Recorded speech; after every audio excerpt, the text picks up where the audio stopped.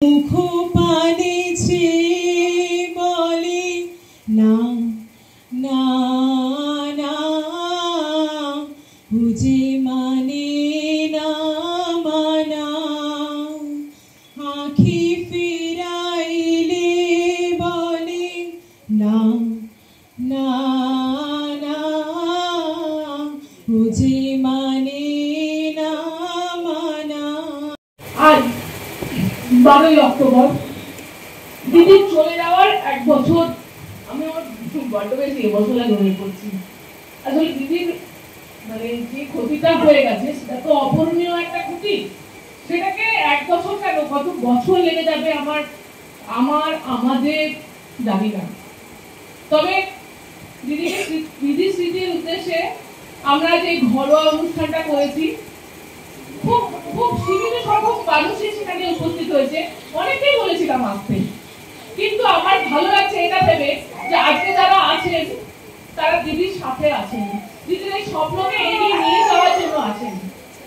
তারা কখনোই আমাদেরকে দিদির স্বপ্নকে, দিদির এই বাড়ি, এই ঘর, দিদির এই বার্ডওয়ান সোসাইটি ফর অ্যানিমেল ওয়েলফেয়ারকে কোনোদিন ছেড়ে যাবে না।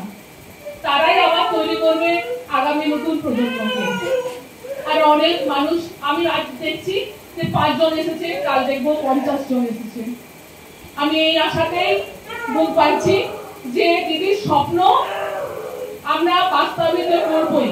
আমাদের বর্ধমানের মধ্যে এটাই একমাত্র এনজিও, এবং খুব গর্বের সঙ্গে বলতে পারি দিদি একা মহিলা হয়ে সেই সময়ে যখন কোনো এনজিও, মানুষের এনজিও তো দূরের কথা, কুকুরের এনজিও তো দূরের কথা, মানে মানুষের এনজিও ছিল কিনা সন্দেহ, সেই অবস্থায় একজন মহিলা এই প্রতিষ্ঠানটা গড়ে তুলেছিলেন তার নিজের সবটুকু দিয়ে, কোন রকম সরকারি বেসরকারি কোন রকম সাহায্য না নিয়ে তার নিজের একক প্রচেষ্টায় এটা গড়ে তুলেছিলেন।